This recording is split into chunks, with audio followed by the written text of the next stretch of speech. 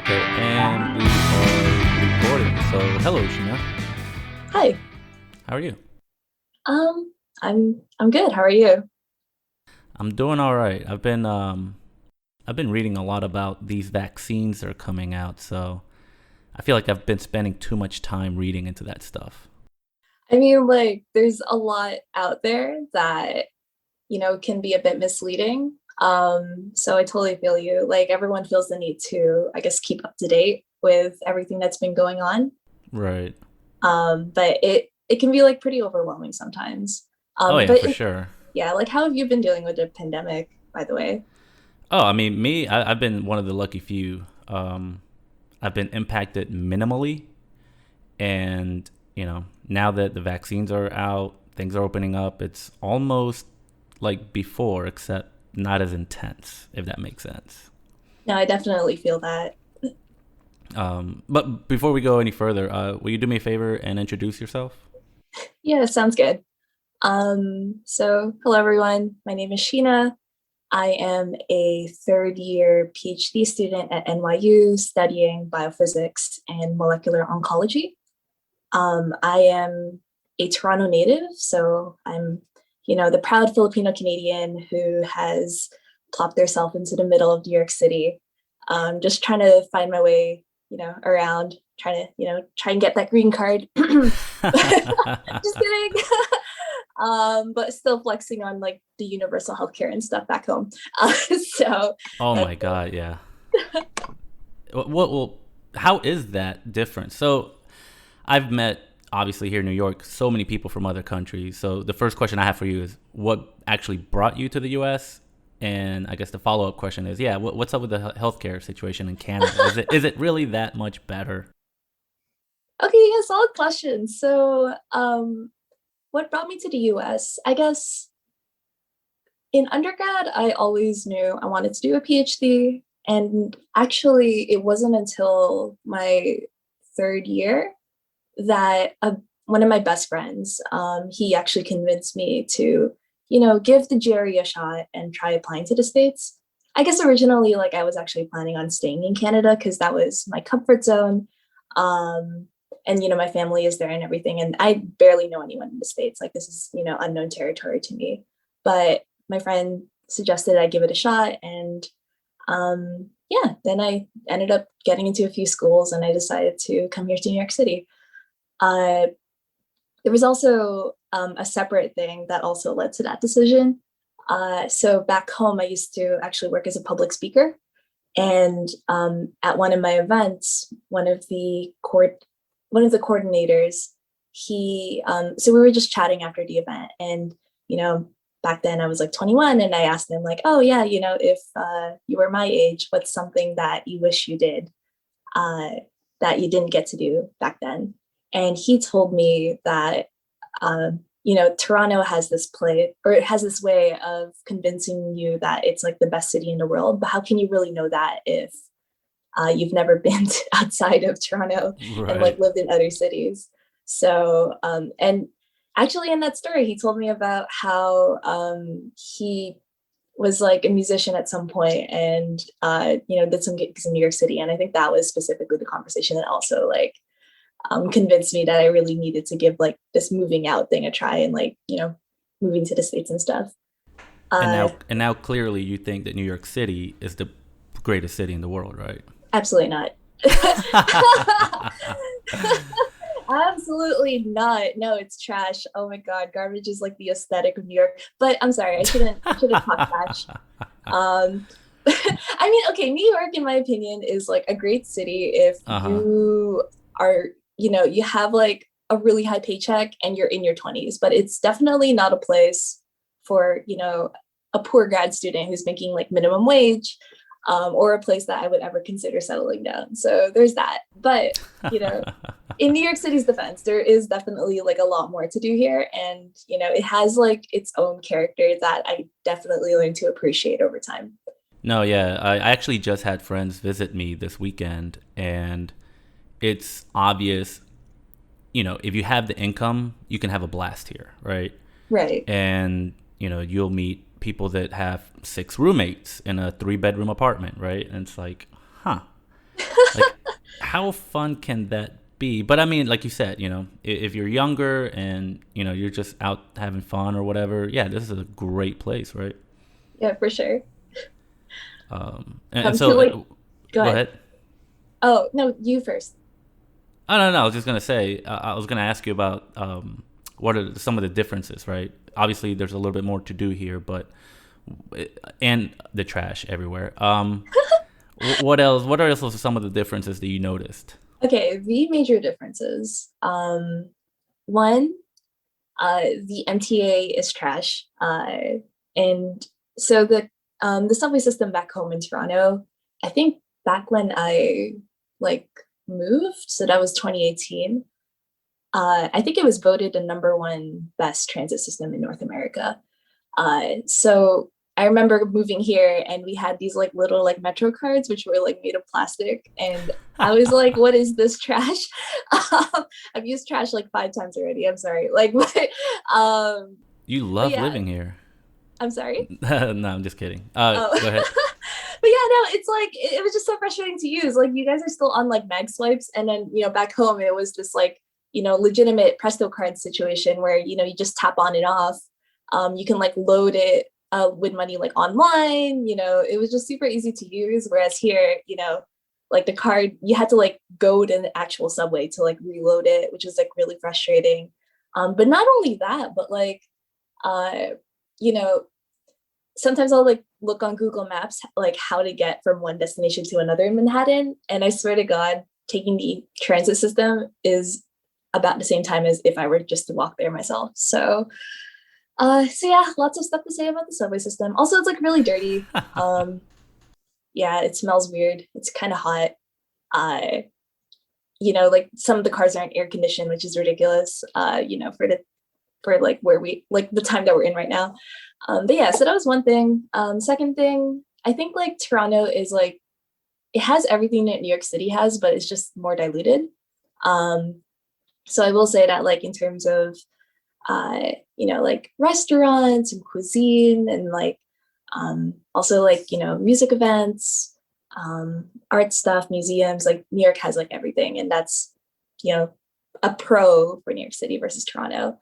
Um, but I do miss like having everything be more concentrated in one area, in the sense Hmm. that like living in Manhattan, for example, like you really do have to like trek out to like say Flushing or um I don't know, like Harlem or whatever, to get certain types of cuisine, whereas in Right. Toronto it was just like a walking distance away, because everything is kind of like concentrated in one area. So yeah, if I need my Filipino food fix, it's a 1 hour commute, which is a bit of a pain in the ass. Um, So is Toronto more like everything's centered downtown? Is that yeah, kind of how? yeah. I've I never mean, been it's to like Toronto. downtown, and there's also this area up north called North York. So it's like two separate areas. Also Scarborough, which is to the east. Yeah, there's like a few neighborhoods where everything is kind of concentrated. Um, Gotcha. yeah. Uh, I guess like one last thing though, and I think this was probably the biggest thing, was like the culture shock that I got moving to New York City. So I did my undergrad in Toronto, and I basically grew up in Canada. So I was very like ingrained in the culture, and I just assumed that moving to New York City it wouldn't be too big of a shock since I was already living in a pretty big city myself before Right. coming here. But no, I was there's definitely like a lot of differences. Like there's that stereotype where Canadians are just generally a lot nicer. Yeah. um it turns out in comparison to New Yorkers, like that's absolutely true. I think things that shocked me were, for example, when you're in Grand Central Station and trying to get a ticket for the train. Like normally my reflex is okay, I'll wait in line patiently like a normal citizen and wait my turn. But then every single time I've been there, people usually just swarm to the booths without giving a shit about who's behind them. Uh, that was a lot. Also cashiers. So normally like when we finish like paying, right, I just say like thank you. Yep. So the normal response is, oh, you're welcome, no problem, have a nice day, right? But then here everyone is like mm, or like, and I'm just like, oh, okay. And then, you just like walk away and you feel like you've offended them. Um, and then finally, like the drivers, oh my God, they just do not give a shit about pedestrians and vice versa. So it's, and pedestrians don't give a shit about the drivers. Right. So, like everyone jaywalks. It's, because I feel like everyone is kind of just like, very focused on what they have to do without really caring about like the people around them, if that makes sense. So Yep. people just want to get to where they want to go without keep bearing in mind that, oh, maybe there's like a driver that needs to also turn right, or whatever. uh yeah, that probably didn't make any sense, but I guess it's just stuff like that, like or like even on the subways, for example. Like I'm used to waiting patiently on the side while everyone like exits the train before going in, but here people kind of just like walk in while people are like exiting, and it causes like these weird like collisions, and it's a mess. Anyway, I'm so sorry. It was like a really long rant. No, I mean that's awesome. No, I mean you're absolutely right about, I mean, pretty much all of it. I know that when I went to Tokyo, I mean nobody jaywalked. It was like a sin, right? It could be a completely empty street, and they don't have the right of, people don't have the crosswalk sign or whatever, and they just stood there, and Right, nobody would go, right? And they would wait for their turn no matter what, and it's like, huh, right. that's a little Actually, weird, Tokyo is a very good comparison. Because I've been there myself too, and I think that's like they're Tokyo and Toronto are pretty good parallels. Huh? That's I consider Tokyo to be a different planet because it was just completely different from everything that I'm used to. But for me, it wasn't like good or bad. It was just different. Yeah. And then it's funny about the whole like thank you and stuff like that because okay, so I grew up in the South, and I don't know, it's just culturally normal to be polite and say thank you, how's it going, blah blah blah, right? And I come to New York, and for the most part, they just kind of give you a nod or whatever, right? Right. And I actually have a friend from the Netherlands, and she pointed out that in Europe they don't even do that. Like in Europe, they don't say, "Oh, hey, how's it going?" or "Hey, thank you." It's more like, "Here you go," and that's it. Oh wow. And she was like, Americans are just so fake in that sense, like why are you asking how's it going? You don't really care, right? And it's like, well, maybe, I don't know, it Oof. depends, but I don't know. So what about the healthcare? Because you said can't have the good healthcare here, right? Right, right. So, okay. Basically, this is like another one of those big things that I really need to learn when I moved to New York City. So, back home, we have just like a health card. Um, and anytime we need some sort of medical service, we just show them the health card, and then that's it.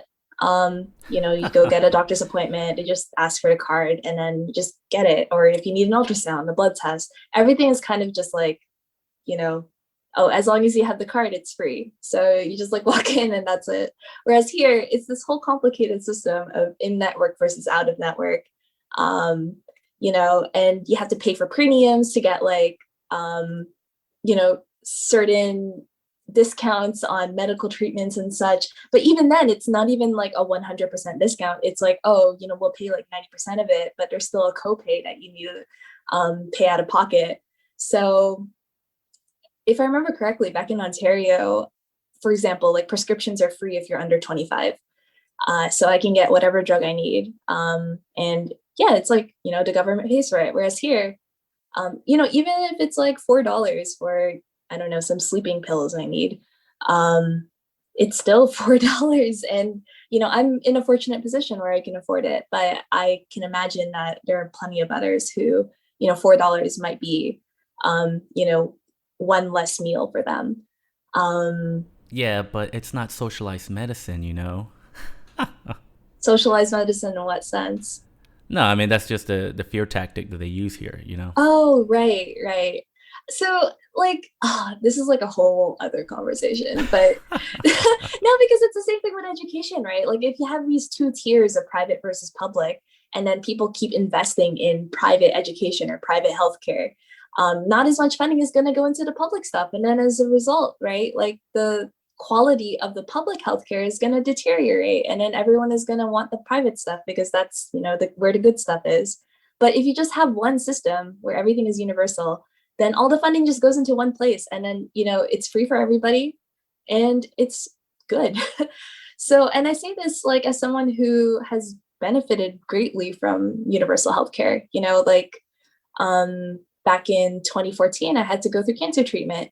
And I remember talking with one of the nurses, and one of the drugs in particular that I would have to use, it was called doxorubicin. I had to take like 100 ml of it for every chemotherapy treatment. That one tube alone is $30,000. And then, so I had to take 2 of those tubes every time, and I had 6 rounds of chemotherapy. So that just one drug alone would have stacked up. But then obviously there's like the other drugs. And then there's also, the hospital visits, the surgery, the, radiation treatment. So if I were in the States, I couldn't even imagine how much debt I'd be in right now. But back home, I was really fortunate. And, the only thing I had to pay for was some anti-nausea medication. And that was like $100, but everything else was free. So you're telling me that you went through cancer treatment and only paid for like about $100 worth of medicine? Pretty much. God, I don't know, that's kind of disgusting to think about what people go through here. Absolutely. And then people here complain about like, oh, if we do the public stuff, like there's going to be waiting lines and, it's going to be long lines in the ER, you'll never be able to get treatment or like, get an MRI scan or whatever. That just was not true. Like, I remember when I went through the whole thing, it was, bang, bang, bang. Like 1 week later, I was already getting like my first thing of chemotherapy. So like after diagnosis, there was like no waiting. I was just like in as soon as possible. So yeah, and I think a lot of people like to say that because they look for examples where it's kind of a semi-optional procedure. So I had another a friend of mine, Robert. He's from Canada, and he was kind of telling me that maybe if something's not urgent and there's a wait list, like maybe you'll wait a month or two. But this is for something that isn't life-threatening or anything like that. Right. But he was like, yeah, if you have an emergency, you go in and you're going to get taken care of. Exactly. So that was the experience. And that's why I'm grateful for universal healthcare. But I will say the one detriment is that universal healthcare does not cover mental health costs. So if you want to see a therapist, that's out of pocket. And, it's crazy that, you can get treated for a physical thing like cancer and it's totally free. But say you have depression and suicidal thoughts, which, I would argue is just about as lethal as cancer. Mm-hmm.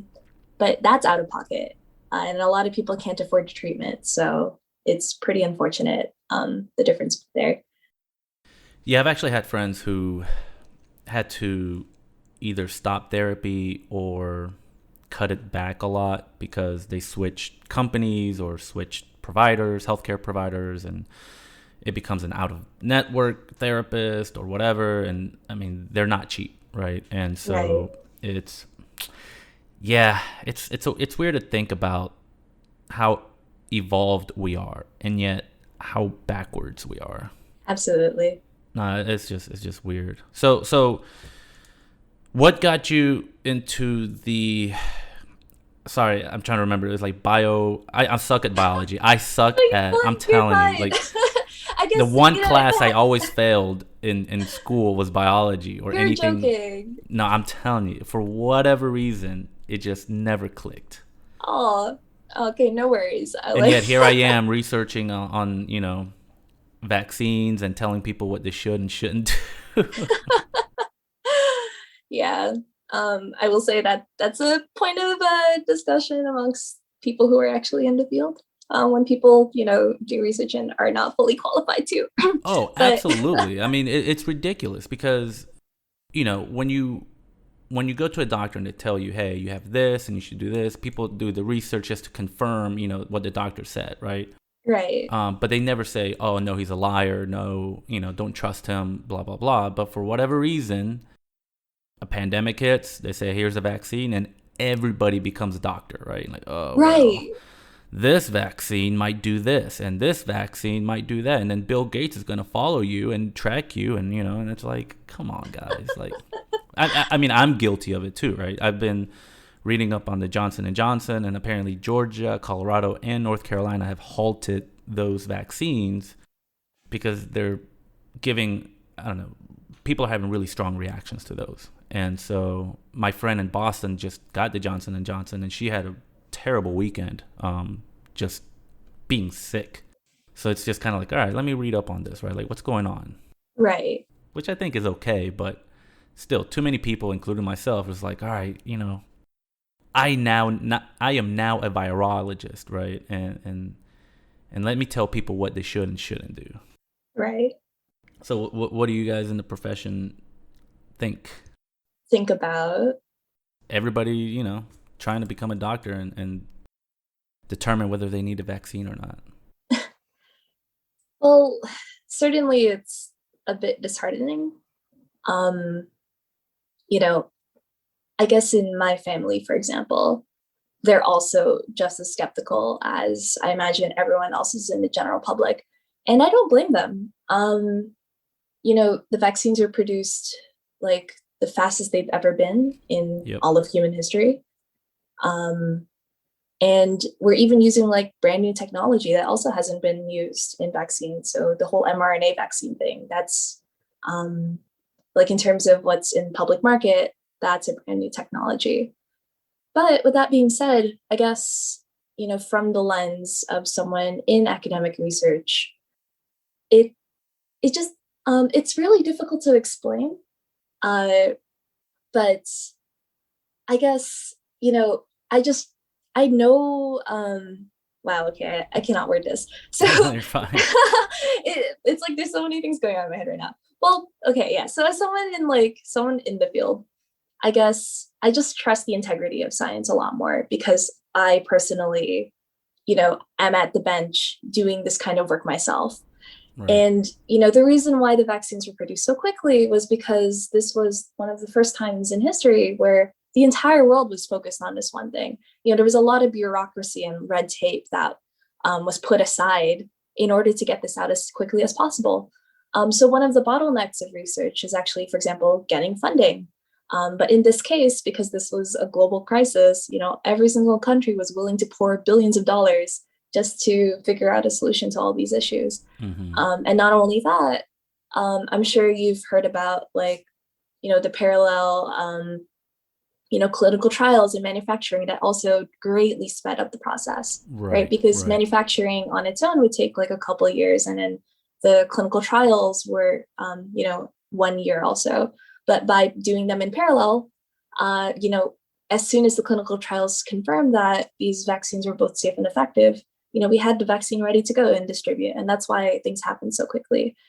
And also from the basic science perspective, a lot of the technologies that are being employed, it really is just a testament to how far we've gotten in terms of biomedical research, right? Like, I say this from, say, like the biophysics perspective.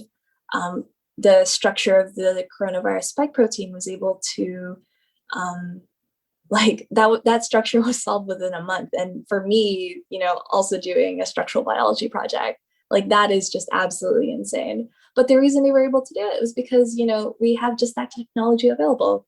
Sequencing happened, and within that week, they, cloned it, were able to produce the protein, and then bam, structure. But I know that there were I think 100 people working on that. And in my case, there's only one person. So if you have 100 people working on something, then of course it's going to finish within a month. Right. But anyway, so that's to the speed of the vaccine. In other words, or I guess like TLDR, the reason it was able to go so fast is because the whole world was kind of just focusing on one thing. Right. And not only that, but the clinical trials were gold standard regardless. They were double blind, standardized tests. And so I personally can trust the results. I've seen the data myself, and people who are, literally, PhDs in epidemiology and biostatistics have seen the results. And if they believe that it's true, then, you know, how is like, I don't know, a random cashier at a Target supposed to say otherwise? So Right. I guess that's just like my viewpoint on it. It kind of just, I trust the people who look at the data because they are probably far more knowledgeable than me in the subject matter. And I say this because I know what it's like to have to go through like the rigor to get that degree and to get that experience. So yeah, there's that. I just wish that people trusted us a lot more. But at the same time, I can't really blame them because there's just been a lot of mixed messaging from, political leaders as well as like the scientists. And it's no surprise that everyone's been really confused about the whole thing. Yeah, I think that that's probably the main problem, in my opinion, is social media. But the second major problem is the lack of transparency from the government and from the science world. Because when you tell a mass of people, hey, don't wear a mask, and then a few weeks later you're like, oh, yeah, wear a mask, people are going to be like, wait, what changed? Right. And, I think it came out later on that there was a huge mask shortage. So they literally just didn't want people to buy masks, right? And it's like, why can't, like, would society really break down if you say, hey, everybody should wear masks, right? But just buy enough for yourself. Don't hoard it, right? Right. But then do people hoard? Yeah, probably, right? Like as soon as there was a toilet paper shortage, everyone started like buying 15 rolls, 15 family rolls. And it's like, do you really need that? Like, is that what you're worried about during a pandemic? Is wiping your ass? I don't know. It's, and same Yeah. thing with like the science. My mom, she used to work in a hospital doing like chemical, and she's probably hates me because I'm terrible at biology, but she used to do like chemistry testing at hospitals and stuff like that. And Right. she understands the science. She knows about medicine. She knows everything. And she's one of those kind of skeptical, right? She's like, well, vaccines usually take a long time to develop. And you're telling me that in like less than a year, they're giving out shots like that? That doesn't sound right. And Right. I don't know. I don't know. How do you communicate, that, hey, this is done appropriately and it's safe?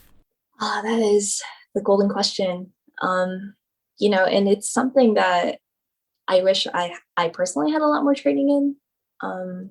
It's difficult because I suppose, um, even if I were to break everything down in layman's terms, Mm-hmm. people still wouldn't believe me. If anything, I've actually heard that when you present data to vaccine skeptics, they're actually more likely to disregard what you're saying, even if the numbers are like right in front of them. So that's honestly been just like the trickiest part, probably. And that whole thing you were saying about the transparency from the science world, I don't know if that's necessarily accurate. Um, I personally think we've been as transparent as possible, but maybe um, the transition from academic science to how our results are communicated to the public, that's where there's, a bit of discord and why everyone has Right. been so confused. Um, I think back when, the messages were changing all the time, like, you mentioned the whole thing with the mass. Uh, the reason why things were changing was because at the time that's just we didn't know what was going on. But such is the nature of science, right? Like then Right. we start doing more experiments and testing things, and then we learn new things along the way. And so as we learn new things, then what we say changes. So in that way, like, knowledge is never like um yeah, I guess like knowledge is never infallible, is that the term? Where it's just never static. As long as we keep learning Right. things, then the message keeps changing. But then I guess um, that doesn't mean that we were wrong, if that makes sense. And I think that's where there's like this big disconnect because people feel like, oh, the science isn't in, because everyone keeps like changing their mind every month. Mm-hmm. Um, but that's like just not what it is. Like of course, I can't say that like, oh, we 100% know everything, but at the same time, we wouldn't just give out something that's dangerous to the public. We did as much rigorous testing as we could, and you know, I don't know. Yeah, I it's feel, difficult. It's difficult to communicate that, right? Because, yeah, and this is what I wish the government would have done, is done like a universal message thing, right? Instead of each state kind of going with their own, oh, you can do this but not that. It's like, yo, hold on, we all need to be on the same page, because this virus doesn't care if you're in Kansas or in New York, right? absolutely. And so there has to be like a clear message. And then on top of that, and I think I didn't mean to say like science isn't transparent, but kind of like stating like, hey, this is where we are in the stage, right? So I remember when the Pfizer vaccine first came out, it had to be stored at negative 10,000 degrees. And then, a month or two later, they're like, oh, no, it doesn't have to be that cold. Right now it can be at negative 10 degrees or whatever it was. And I really wish that, working with the government to kind of just say, hey, look, this is where it is, right? Like, this is what we tested. This is what's getting tested next. This is where we're going, whatever. And so then there's people kind of have like a good idea of like, okay, where are we and where are we going? But Right. again, Except the thing is like that's just like not possible because it's like it's like trying to predict what will go wrong next.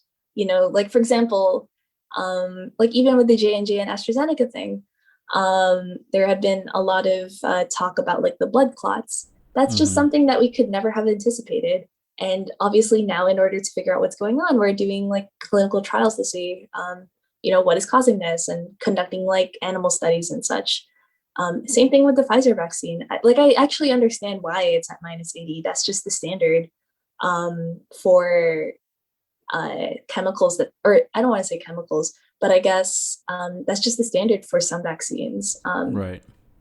And like, but then when they found out that the vial was stable at -20, then that's fantastic, but maybe that was something that they didn't consider during the testing because they were just so focused on trying to get it out there as soon as possible. So, it's stuff like that it's like really hard to predict. And unfortunately, like it's not really possible to just be like to lay out like the full roadmap because there's always going to be twists and turns no matter what we do.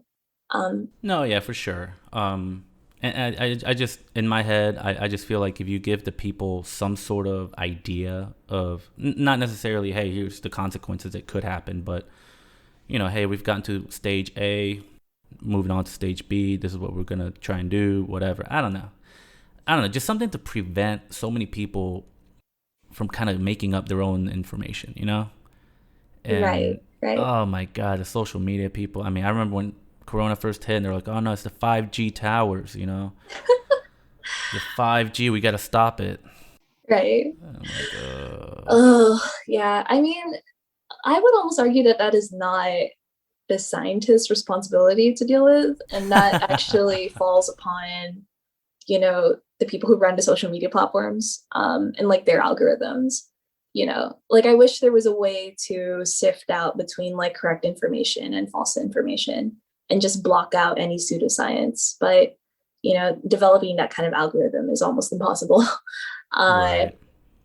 but at the same time, as a scientist, like it's not our job to go on to Facebook and like, block every post that says something about like, the Fauci ouchie giving you like 5G microchips in your arm. That's just like not our job. We do not have time to do that. We're here trying to figure out like, you know, if we need booster shots or not, or if, what's the cause of these blood clots, or like how do we fix long-term COVID? There's other problems that we need to focus on. So it's, I don't know. I No, don't know yeah, whose responsibility that falls upon, but I guess like the best that we can hope for is that the general public becomes more adept at like filtering out this type of information. Um, and I guess, yeah, like just learning how to properly educate themselves. mm-hmm. Because it's okay for you to do a little bit of research, but it's really important to look at everything with a critical eye and not just believe everything that you see. No, absolutely. Maybe this goes back to the whole education thing. Maybe we just kind of invested in one system. More people would pass biology instead of failing biology like me, but I mean, oh man, I heard about how like some states don't even teach like evolution, for example, in like high school biology. I thought that was Right. insane.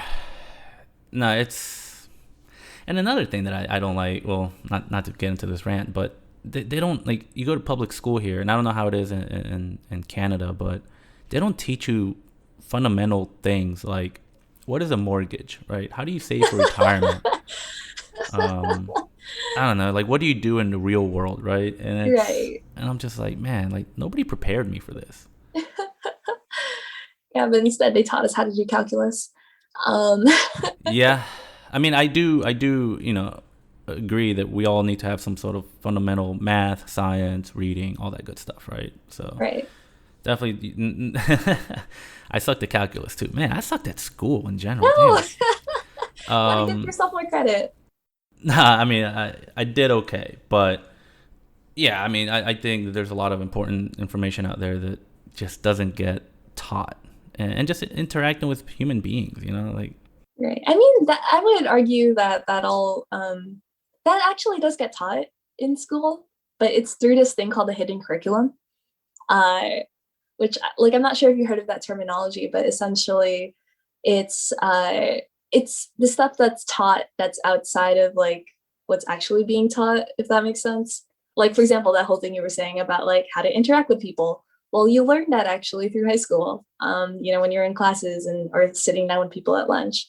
And then for example, like math, right? Like, oh great, they're teaching us like, I don't know, the quadratic formula, but on the side, what they're actually teaching you how to do is how to problem solve and right. how to look at something and figure something out. And I would argue that that's a very important skill. I mean, you may never have to know that, I don't know, plus or minus b squared minus 4ac, whatever.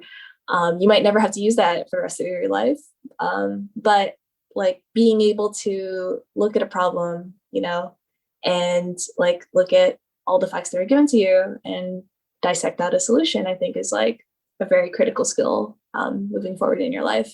So I think they do their best. I do also agree that I wish I learned a lot more about taxes and mortgages back in high school, because that's like being in the U.S. now. I have like double taxation that I need to deal with, and that's been a hassle trying to figure out. But I You just hope need I to hope you stuff changes. Yeah, I was gonna say you just need to be a really high income bracket, and then you don't pay taxes. Yeah, just like let them know I have a business somewhere in like Marseille. Like the business tax is like 1% and just like don't pay taxes. No, yeah, yeah. My parents own like a really small business, and the amount of taxes that they pay, and I'm just like, wait a minute. Yeah, And it's wild. Amazon and all these other companies are not paying taxes. Like, what the hell is going on? Yeah. Just got to get a foreign bank account. Yeah, I mean, come on. I'm like, my parents are clearly slacking. Nah, but so where are you today? Like, how's life in New York today as opposed to a year ago? Ooh, okay. That's a good question. Um, so yeah, New York now, as opposed to a year ago, it's hard to say because a year ago I wasn't in New York City. A year ago it was a month into the start of the pandemic, back when we all thought that this would only be like a 3-month thing. Um, wow, that was a lie. Right. But I remember like that roller coaster of a month, like March 2020. Wow, like every single day there was something new. And I remember like on the news on a Monday, like Trudeau was saying that they were going to close the US Canada border. And then on Tuesday, I remember Cuomo saying in the morning, like, oh, don't worry, we won't like have a city shut down. And then by the evening, he was like, oh, actually, we are going to have a city shut down. Yep. So the news was super rapid. And I remember just being like absolutely terrified. So I called my parents, and literally the next day they drove all the way from Toronto to here and picked me up. Oh wow. Um, yeah, and then we all, it's because like they were scared of me taking the plane back, right? Because we didn't know what COVID was. And I'm glad that I didn't have to take a plane back home, because now I know that that would have been a mistake. So yeah, they drove me back, and I basically spent from March to June back home in Toronto. So I couldn't tell you like what New York was like around this time last year. But from what I've heard, it was, absolutely terrifying, like an absolute dead zone. I heard about like the refrigerated trucks that were holding like all of the corpses, and how people were just absolutely terrified to like even go outside. And how was it in Canada? It was similar. I think we were maybe a couple of weeks delayed from the response here, especially back then. Like New York City was like the epicenter of the pandemic, right? Yep. But back in Toronto, I think when I flew back, there were only 3 confirmed cases, so it hadn't like picked up to the level that it was here. But everyone was still taking it very seriously. Like I think a couple of weeks after I drove back home, then they started like the lockdown. And so I was living in Zoom world. It was hard for me to say really what was going on because I was like hardly ever outside. But yeah, it was same sense of uncertainty, but like I guess I was in suburbia, so it wasn't as terrifying as it would be if I were here in just like Pack City. Right. Did you go outside a lot? Because that was one of the weird things, or one of the weird dynamics is people were refusing to go outside at all. Right. And in my head, it's like, well, just go outside and go for a walk, right? Like I think that's okay. I mean, like I didn't at first, but purely because Canada is still Canada and it was freezing cold. So I had every reason to stay inside. But once it started to warm up, then I definitely started like going out for runs. And I think it was actually like that season that I suddenly started running 5Ks every morning. Like I was never a runner growing up, but like this was just, I didn't have a gym. And I was like really bored just being cooped up at home. So yeah, I took up running, and that was kind of how I got like my breath of fresh air every morning. Right. No, yeah, and I forget the statistic, but it was like 80%, and I'm give or take a couple percentage points, but around 80% of the people that got hospitalized for COVID were overweight. And so it's kind of like, well, instead of encouraging everyone to just kind of sit inside and, order pizza, maybe everyone should like kind of like, all right, let's start an initiative to kind of get people in shape, Right. Okay, so I will say, like, I warn against throwing out random numbers and statistics like that. If you don't know the numbers, don't say them, unless you can cite them. So this is part of, like communicating science. Right. So I don't mean to correct you, but it is accurate to say that, yes, like a lot of people with comorbidities, such as, being obese or having diabetes or having like heart disease, were more prone to severe disease and like hospitalization due to COVID. But I also don't know the exact percentage, so I won't throw out a number. Yeah, I'm trying to remember because I was arguing, or not arguing. Hold on, let me Google it real quick. Hang on. All right, 78% of COVID-19 patients hospitalized in the U.S. were overweight. Wow. Okay, that was so 80% was a good guess. See, I remember it was close to 80, but I was like, maybe it was 81, maybe it's not. Right. 80. But no, but that's almost a 4 and 5. Wow. Yeah, so it's one of those things where it's like, and I had COVID back in December, and a couple of my friends also had it in December, and the one guy that kind of suffered the most through it was the guy who was like the heaviest, right? And it's well, like we've been telling him to kind of like get in shape for forever, right? And it's like, well, if this doesn't like convince him, that I don't know what will, right? But right, yeah, there's a lot of problems in society that I kind of just look at, and I'm like, man, like the obesity epidemic, and yeah, I used to have so I used to like, I had a bit when I was doing stand up, and it was just like, it's almost like you get shamed if you're not in the obesity club, right? Like you're too small, you're too skinny, or whatever. Whoa, what?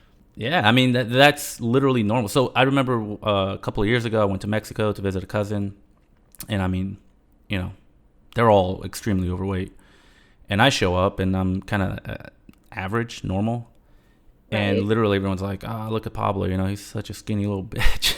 Oh my god! But I'm just like, guys, I can run. Like I'm actually healthy, or semi-healthy at least. Wow, that is not something to be envious about.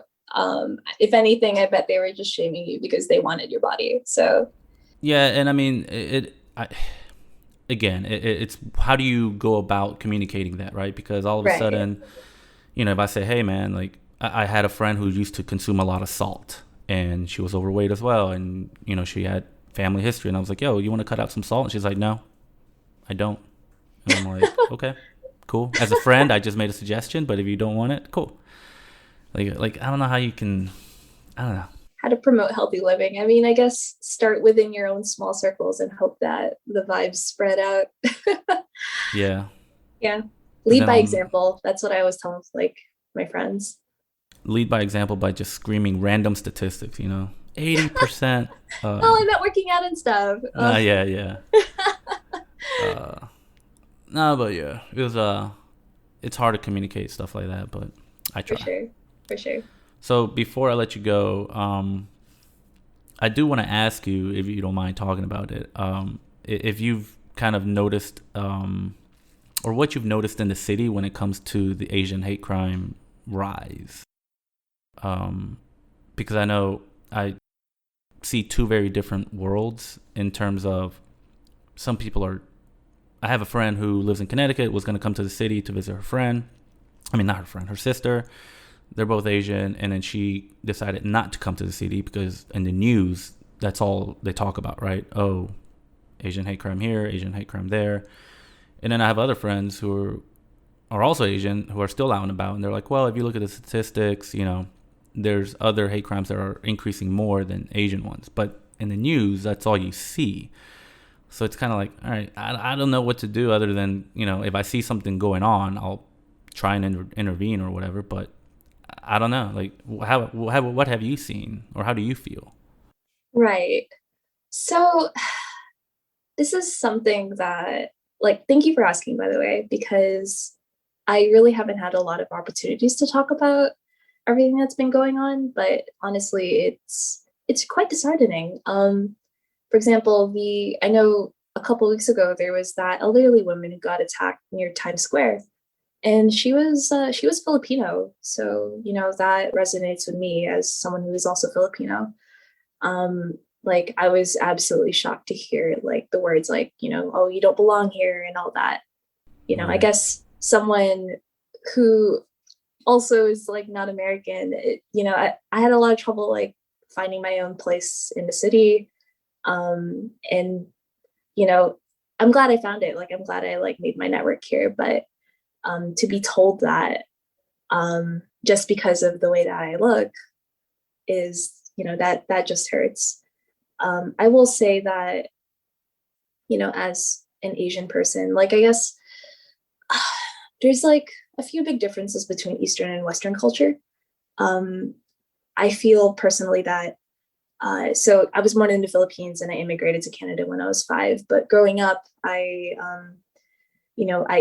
learned a lot of like my own culture, and my parents taught my brother and I with the same Filipino values that they were taught back home. So I really do feel like um, I still hold those like immigrant values. Mm-hmm. Um, but as a result, like you know, I guess okay.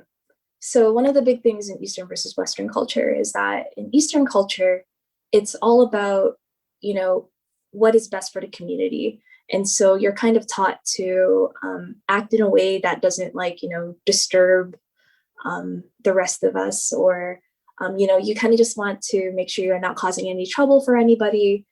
You always have to respect your elders, respect your authority, like all this and that. And that was just how I grew up.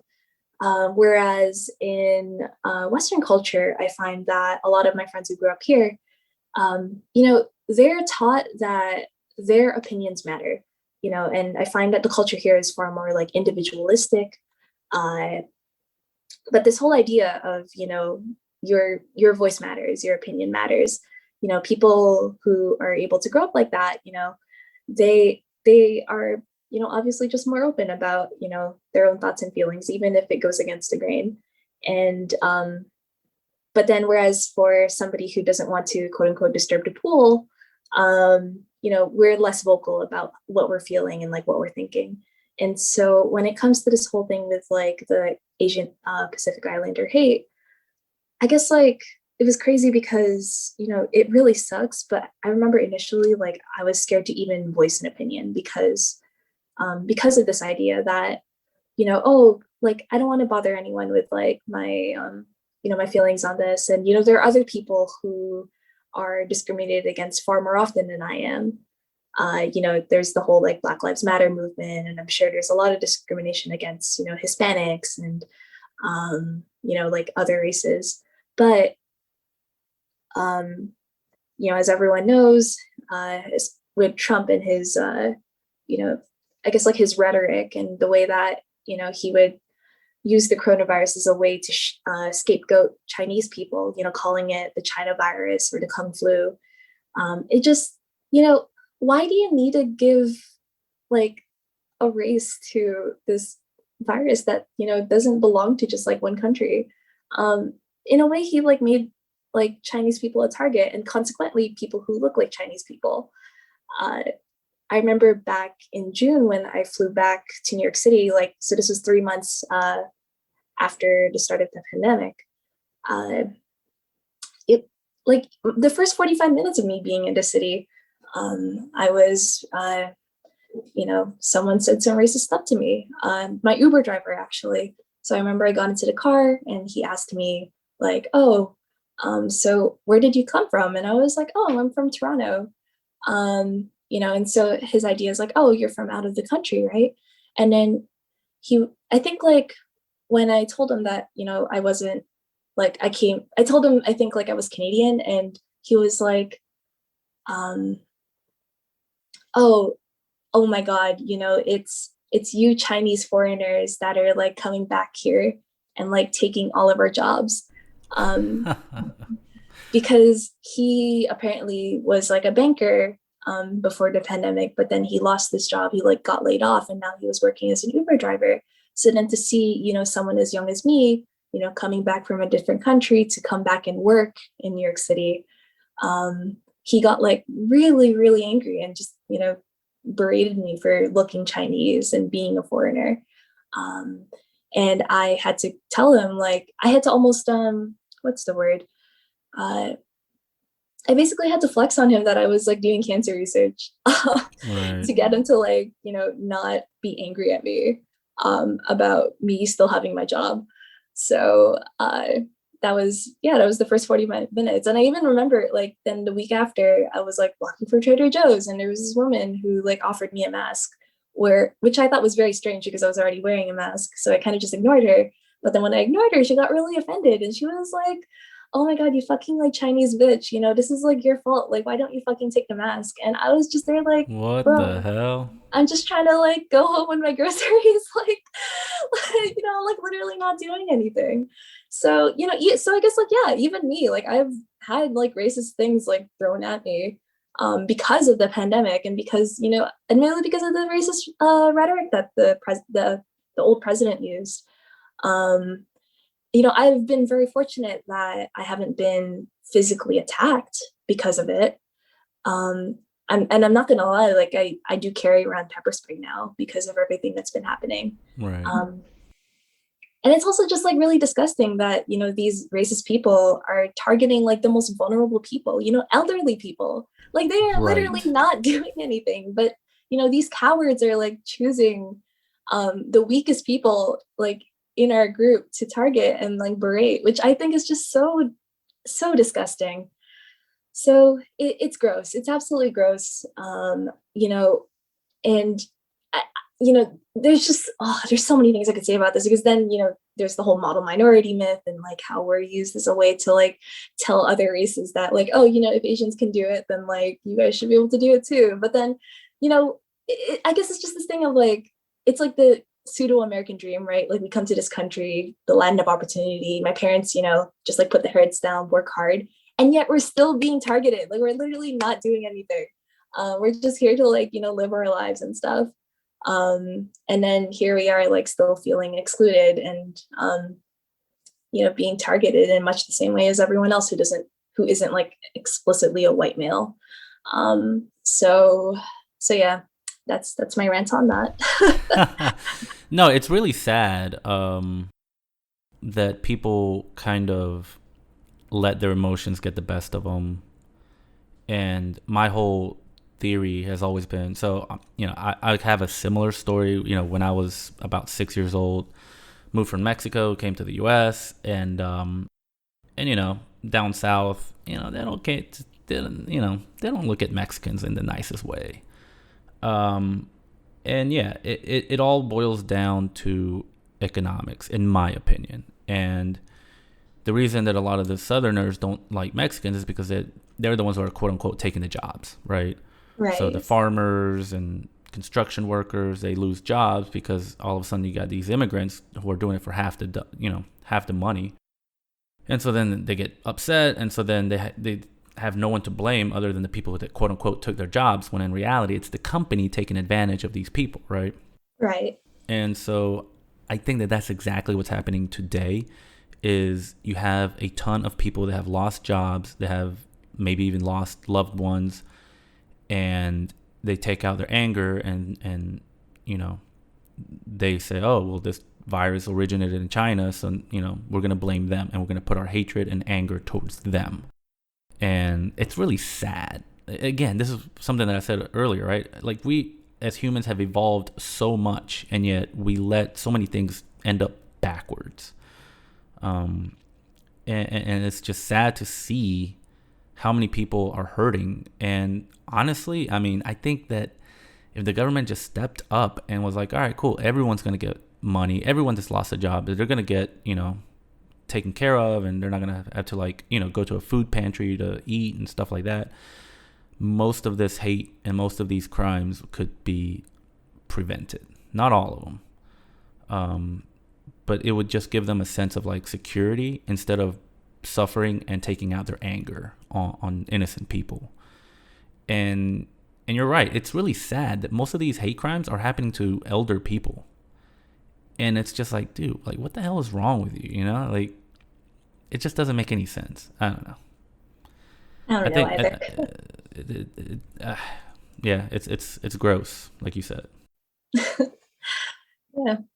I mean, that's what happens when people are losing jobs. I mean, the unemployment rate's still crazy high, and it's just, when all I know you don't like people saying numbers or statistics, but if I remember right, it was something around like $1.3 trillion have gone to the richest people, and then $1.3 trillion of wealth have gone away from the bottom half of the population. And it's like, okay, cool. So this is why people are angry. This is why people are losing their cool. This is why we're in such a shit situation.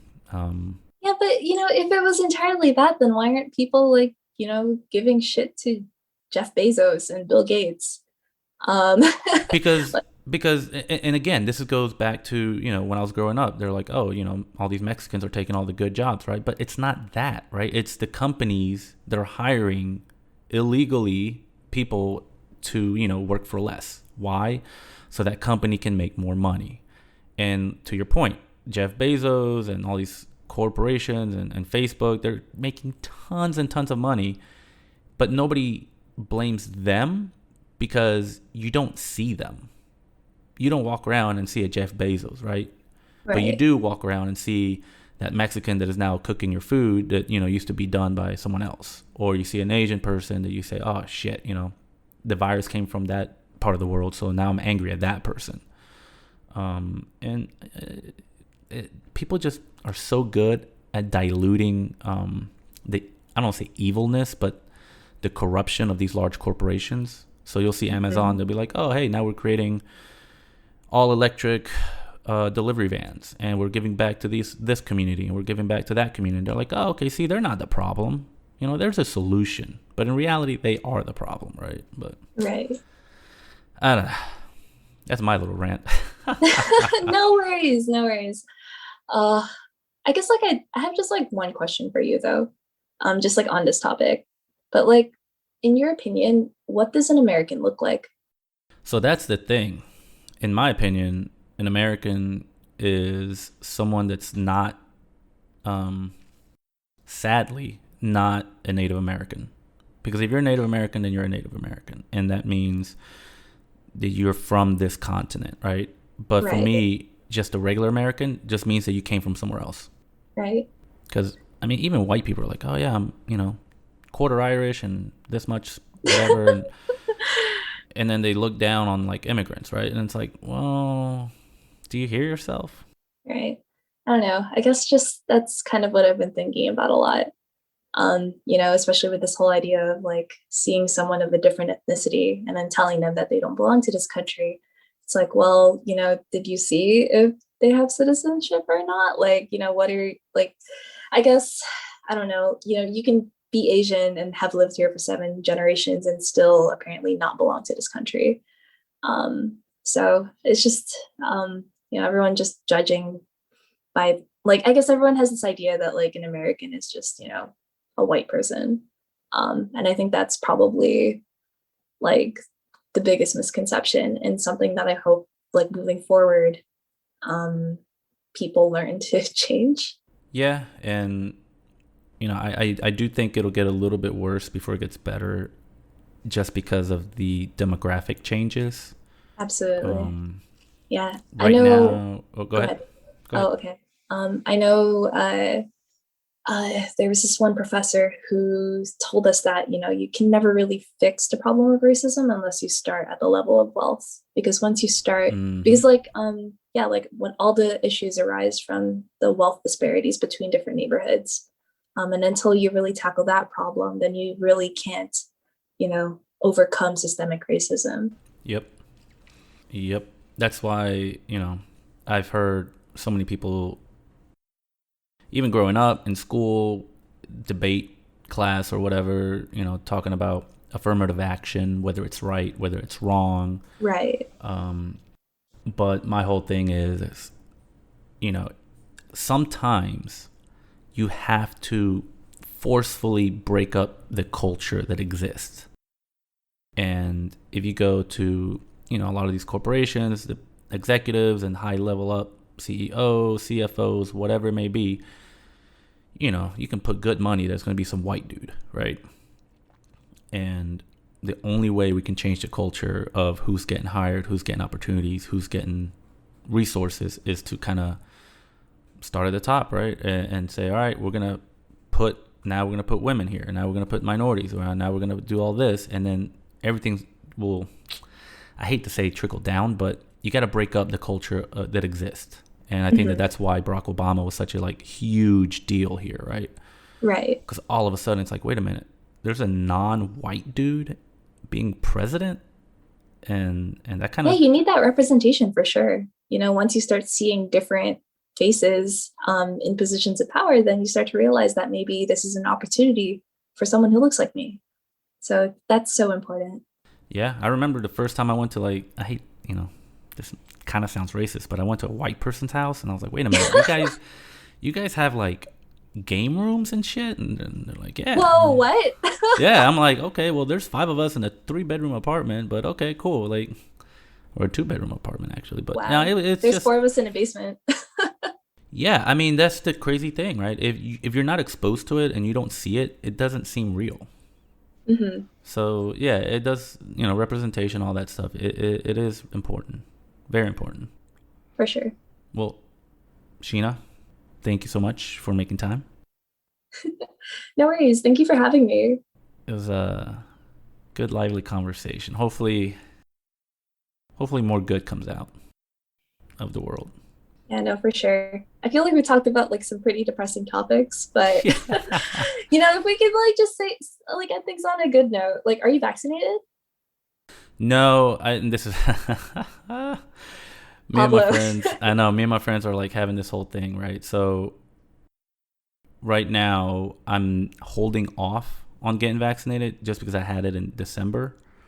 Um, and so I'm encouraging everyone that hasn't had COVID to go get it, right? Like, Right. Okay, wait. So if I can say this to the people who have had COVID in the past and are like hesitant about whether or not they need the vaccine, yep. I highly recommend you do. So there's been this study that was published recently uh, that showed that people who had COVID in the past, their antibodies weakly recognize like a reinfection of COVID, as well as and they also barely recognize the new variants. But after one shot of the Moderna vaccine, their antibody, like the neutralization activity, raised like it went up by 1,000-fold, and now they were strongly protected against both original COVID and like the South African variant, which is what they were looking at in the study. So if I could, just throw that out there, I highly encourage you to get the vaccine, even if you've had COVID in the past. And I hope it's not hesitation over, oh, I want other people to get it first. At this point, the vaccine is available to everyone 16 and up. So if you are within that group, like, please get it while it's available. Yeah, it's something that I've been debating of when do I get it, right? Because I'm pretty sure I'm gonna get it sooner or later. Yeah. And it's just kind of like, Okay, I mean, they say that within a month after you're asymptomatic, like it's good to get the vaccine as soon as possible. Yeah, I should get it, and I probably will. I've just been kind of like fighting it for whatever reason. Are you worried about it, like the side effects or anything like that? No, it just, so originally it was more of like, hey, I already had it, and there's a million people ahead of line, and I hear people all the time, at least on the news, right? Right. Of all these people trying to get one and they just can't, right? And it's like, well, oh, so you feel guilty in that sense, like if it's available to you but not available to someone who probably needs it more. Right, and there are people that are traveling from out of town or whatever, Right. just to try and get their vaccine, right? And it's like, Right. It's like, all right, I want this like peak demand to go away first. Okay, but at the same time, if I can like throw my words of wisdom out there, the faster that we get to herd immunity, the safer it'll be for everybody. And yeah, so even if you feel like, oh, there's probably an immunocompromised patient that probably will like benefit from this vaccine more than I will right now. The fact of the matter is, like, regardless, you're out there, you're going to be the one grocery shopping, and like exposing other people to whatever you've been exposed to. So, even if like you aren't within the risk groups, it still helps to have that immunity. It just like, it protects everyone around you, but at the same time, it'll also give you like I don't know, peace of mind. Like I've personally been vaccinated since January, and it feels normal for me now, like to go out, like living life. Like I'm able to hang out with my friends again because we're all vaccinated. And things like there's been like, a sense of normalcy like trickling back in, which is like really nice. So yeah, it's it's a weird dynamic for sure. And trust me, I understand what you're saying. When once you get vaccinated, it's like back to normal, or not quite normal, but you feel a lot more confident. Absolutely. Yeah. Before I had COVID, I wouldn't do indoor dining. Right. And then once I had it, I was like, all right, screw it. Let's go. No, that's how I felt too. Like after I got vaccinated, I was like, yeah. I actually went for indoor dining like 2 days ago, and it was like totally fine. Yeah. Oh, and like another thing as well, like, you are a very reasonable person, and I think there are many other people who are also very reasonable people and are yet still hesitant to get the vaccine.